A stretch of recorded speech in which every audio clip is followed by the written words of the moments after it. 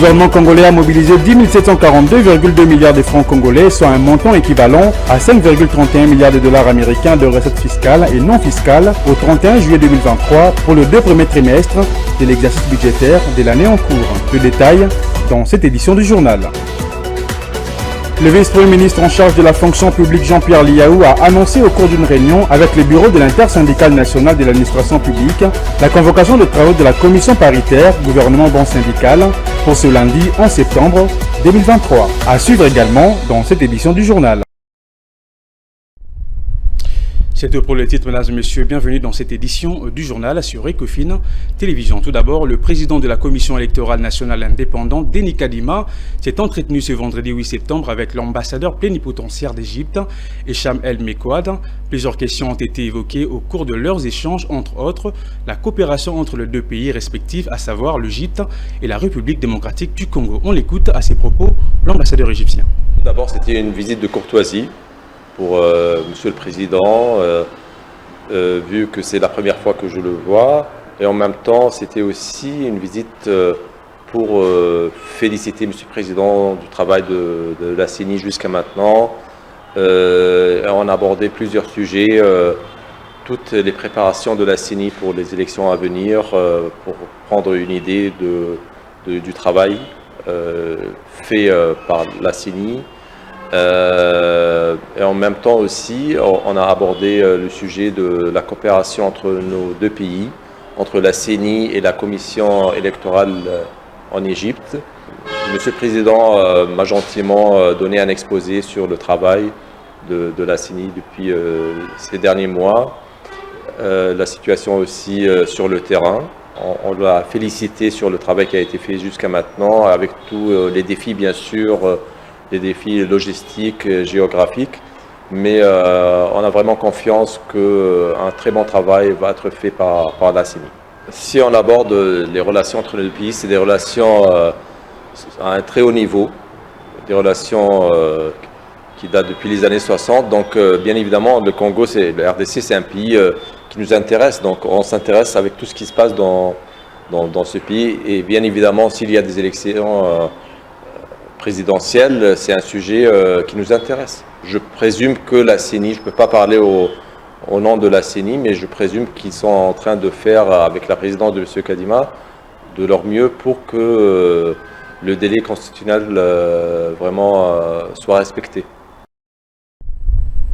Je l'ai annoncé au sommaire de ces journaux, le vice-premier ministre en charge de la fonction publique, Jean-Pierre Liaou, a annoncé au cours d'une réunion tenue le jeudi 7 septembre 2023 avec le bureau de l'intersyndicale nationale de l'administration publique la convocation des travaux de la commission paritaire gouvernement bon syndical de l'administration publique pour le lundi 11 septembre 2023. Regardez.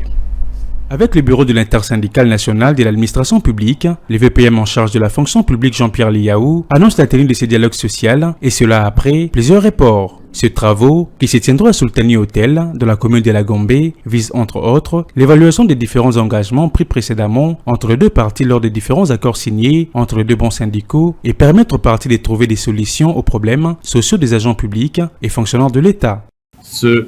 Pour l'intérêt des agents et fonctionnaires de l'État.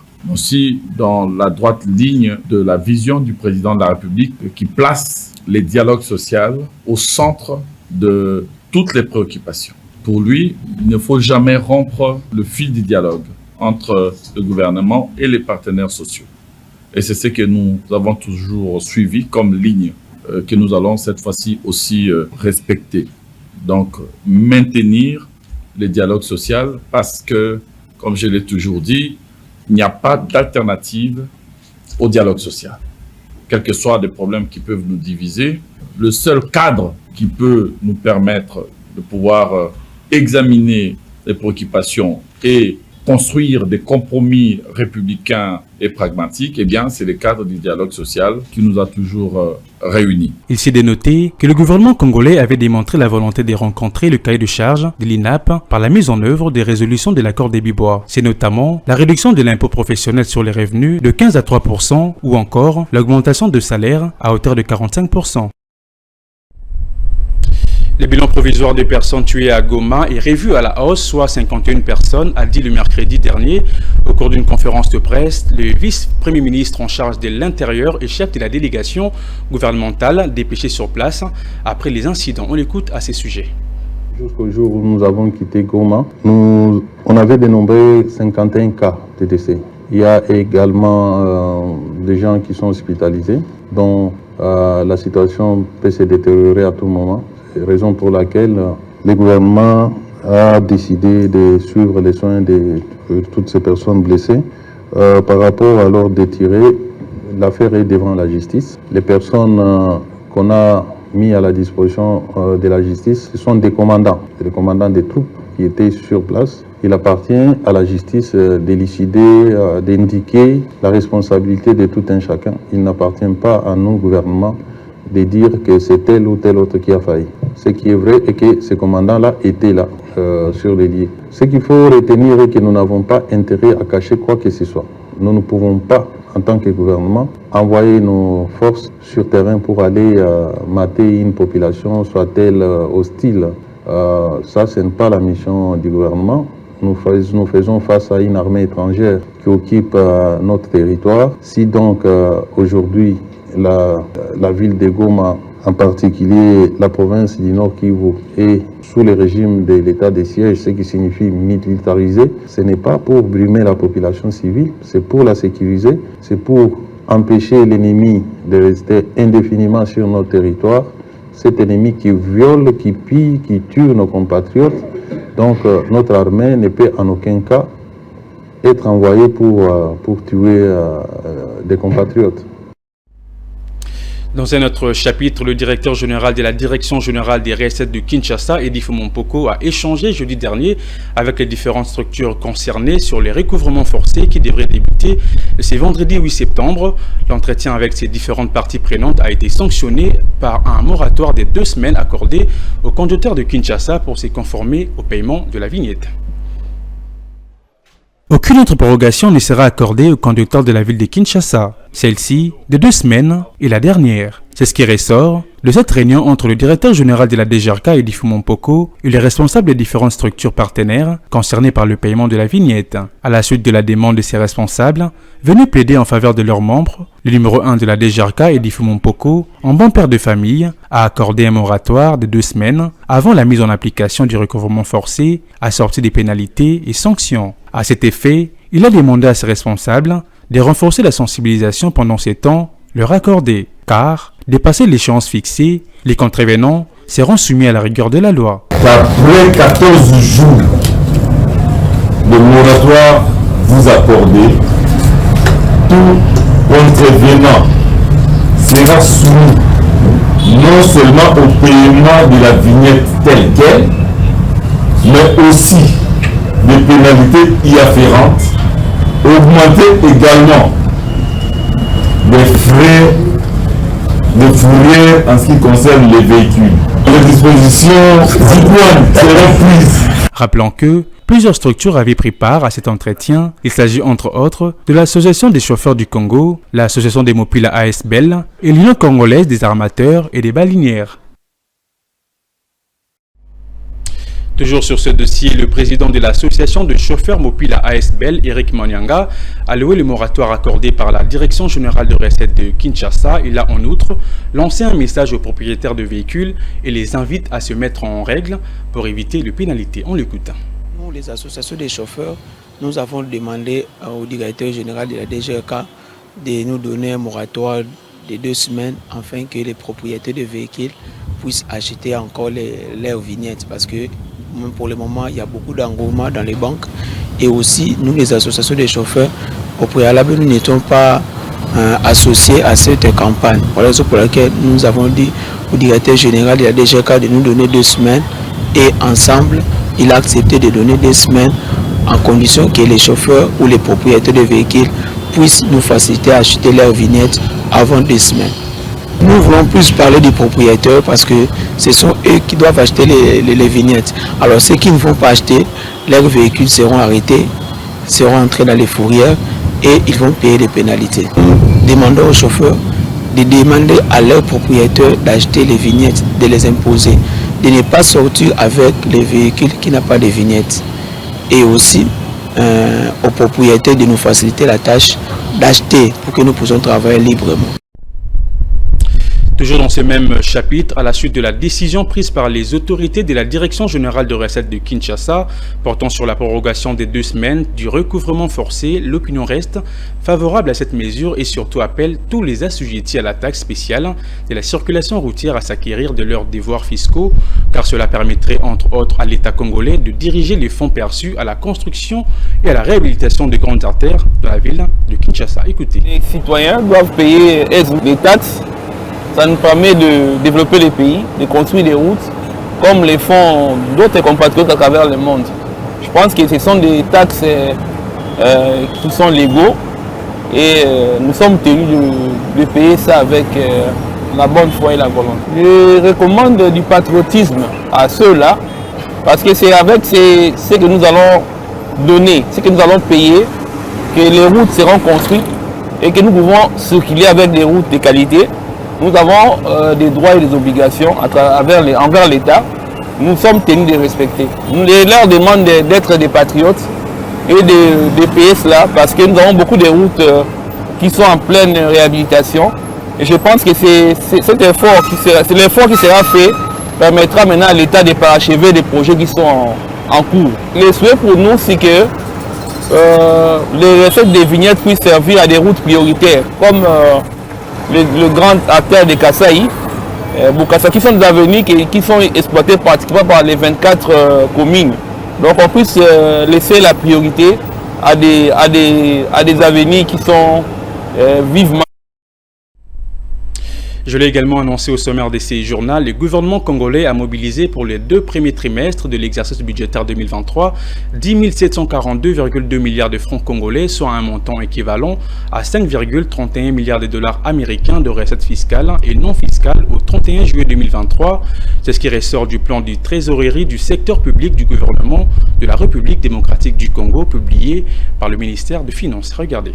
Il ressort un taux de réalisation de l'ordre de 78% du montant total projeté au cours de ces 2 premiers trimestres de l'année 2023. Les 10 plans de trésorerie notent que les recettes mobilisées par la Direction générale des douanes et accises, comprenant les recettes hors TVA et les recettes TVA DGDA, se sont chiffrées à hauteur de 2 746,4 milliards de francs congolais contre les prévisions budgétaires fixées à 2 800,4 milliards de francs congolais, soit un taux de mobilisation de l'ordre de 98%. Les recettes des impôts collectés par la Direction générale des impôts sont évaluées à 6 096,1 milliards de francs congolais contre les prévisions budgétaires arrêtées à hauteur de 8 582 milliards de francs congolais, soit 71% de recettes mobilisées par rapport au montant attendu. Par ailleurs, les recettes non fiscales collectées par la Direction générale de recettes administratives, judiciaires, domaniales et de participation sont chiffrés à 683,8 milliards de francs congolais contre les prévisions de 2000,9 milliards de francs congolais, soit une réalisation de l'ordre de 84% du montant global attendu. Il faut relever que la chute des prix de quasi-totalité des produits miniers d'exportation de la République démocratique du Congo sur le marché international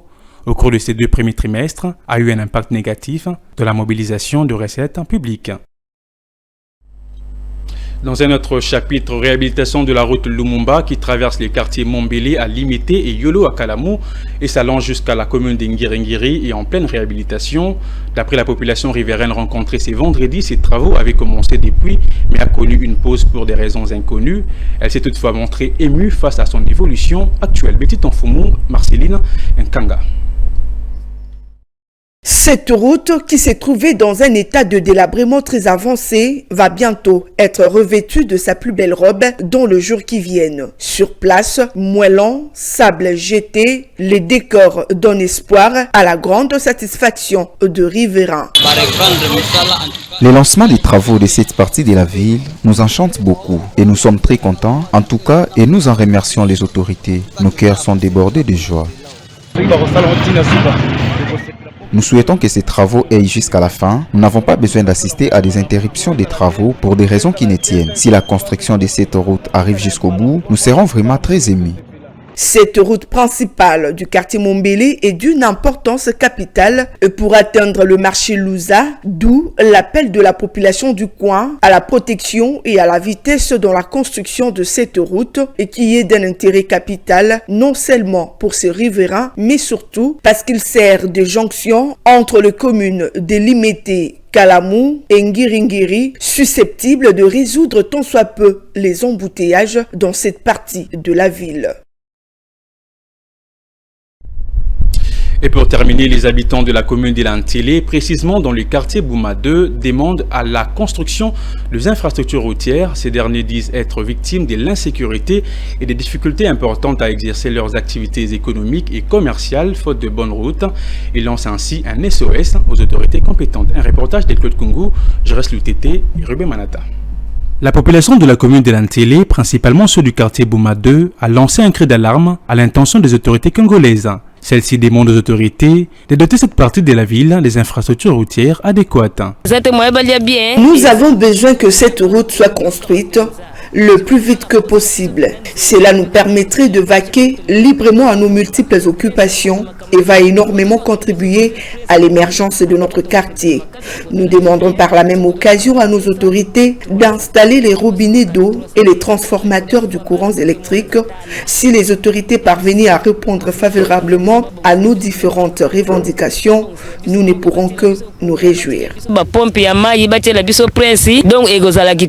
faisons de notre mieux pour lier les deux bouts de moi, mais la route reste le principal obstacle à nos activités commerciales. Que les autorités nous viennent en aide. Par la construction de cette route, il y aura conséquemment des enclavements de notre quartier et nous supposons que cela va générer d'autres activités. Les résidents implorent ainsi ces infrastructures pour permettre à ce que les échanges commerciaux et économiques dans cette partie de la ville s'améliorent. Place à présent à la revue de presse lue et sélectionnée par Juvette Mbelou.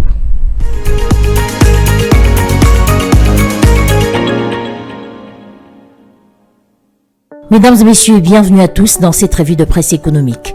Débutons cette revue de presse avec Africa News qui titre à sa une « Le budget et le cas Banza divise Kadima et Mabikou ». Le journal indique que, à exactement 14 semaines de la tenue des élections générales du 20 décembre 2023, les torchons brûlent entre Denis Kadima, le président de la Commission électorale nationale indépendante, et Toto Mabikou, le secrétaire exécutif national, l'homme chargé de veiller à la mise en œuvre des décisions de la Commission et à l'exécution des plans, des programmes et des activités électorales. À en croire le journal, le premier a suspendu les seconds pour faute lourde et insubordination, a-t-on appris jeudi. Aucun détail officiel relatif à ces griefs n'a été livré alors que les médias évoquent des relations réputées tendues entre le président de la centrale et le chef de son exécutif, Sapouri, tous deux issus des milieux proches de l'UDPS, dont présumés bien placés pour mieux collaborer, Kadima et Mabikou vivent une relation de suspicion permanente. Pourtant, lorsque la nomination de Mabikou avait suscité la controverse, dans le gotha politique, Kadima avait pondu via ses services de communication un portrait flatteur de son secrétaire exécutif national. Je cite, « Il possède une grande maîtrise des systèmes informatiques et des bases de données. Il a travaillé comme cadre et expert consultant dans plusieurs entreprises multinationales œuvrant dans les secteurs des finances, de la recherche et de la préparation électorale. Il est réputé intègre, rigoureux et discipliné dans son travail. Sa longue expérience et ses compétences sont des atouts majeurs pour aider la CENI à garantir et à assurer harmonieusement ses missions d'offrir à la RDC des élections véritablement libres, indépendantes et transparentes, indiqué. Le texte est publié en janvier 2022. Poursuivons cette revue de presse avec La Prospérité qui titre « CNCS, Charles Moudiaï invite les employeurs à s'affilier pour garantir les meilleures conditions de sécurité sociale aux travailleurs ». La consoeur indique que, à l'occasion de la célébration de ses 5 ans et des 61 ans de la sécurité sociale en RDC, la Caisse nationale de sécurité sociale a lancé du 7 au 8 septembre 2023 des journées portes ouvertes en vue de rapprocher ses assujettis et de faire comprendre à ses potentiels affiliés les contours de ses services. Grâce au stand installé durant ces 2 jours, il est question de faire comprendre le fonctionnement de la CNCS à travers ses directions, dont celle du contrôle et recouvrement, les prestations envers les familles, les risques professionnels et prévention, ainsi que les pensions de retraite. Terminons cette revue de presse avec l'avenir. Le DG Kaemba identifie des sites pour la construction des bureaux et logements de l'ACOPRIM, écrit enfin l'avenir.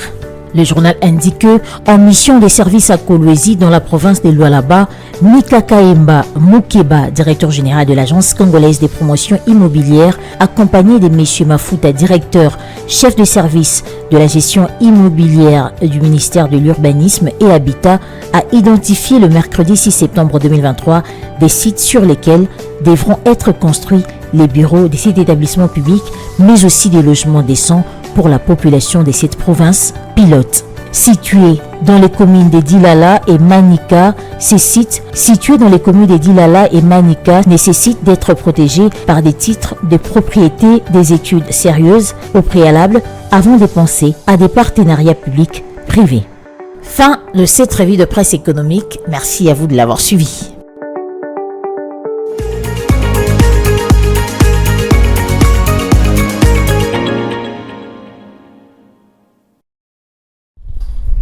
C'est la fin de ces journaux, mesdames et messieurs, mais avant de nous quitter, le rappel du titre.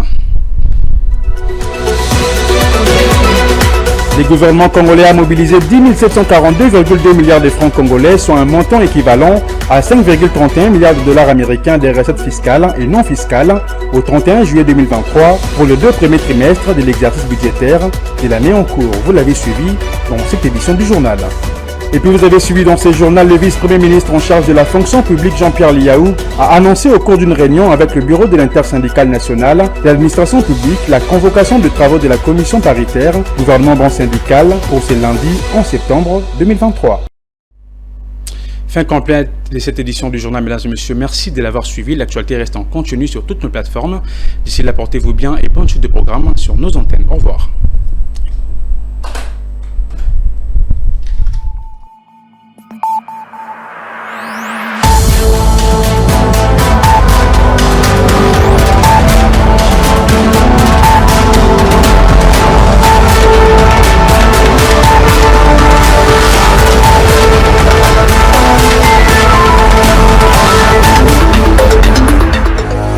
Dans une sphère médiatique, essentiellement tournée vers des contenus généralistes, où l'originalité n'a plus sa place au chapitre, où le secteur de l'économie et finance, pourtant poumon d'un État, sombre dans les oubliettes, voici enfin Ecofin Télévision. Économie et finance télévision, votre chaîne thématique essentiellement économique, vous offre un contenu original. Nous traitons des questions monétaires, commerciales, énergétiques, minières, pétrolières et environnementales. Notre créneau, vous proposer des informations, des analyses, des perspectives et prévisions économiques. Ecofin Télévision vous permet également de comprendre la coopération entre les États et les institutions, sans oublier l'épineuse question de la dette. Ecofin Télévision, tout savoir sur les investissements, les échanges commerciaux, la balance commerciale et la balance des paiements, le taux d'échange, l'état des lieux de la lutte contre les détournements des finances publiques, la coopération bilatérale ou multilatérale. Ecofin Télévision vous explique comment l'économie nationale est directement liée à l'économie mondiale. Notre particularité fait notre originalité. C'est pourquoi nous disons Ecofin Télévision, mieux que savoir sur l'économie et finance, comprendre.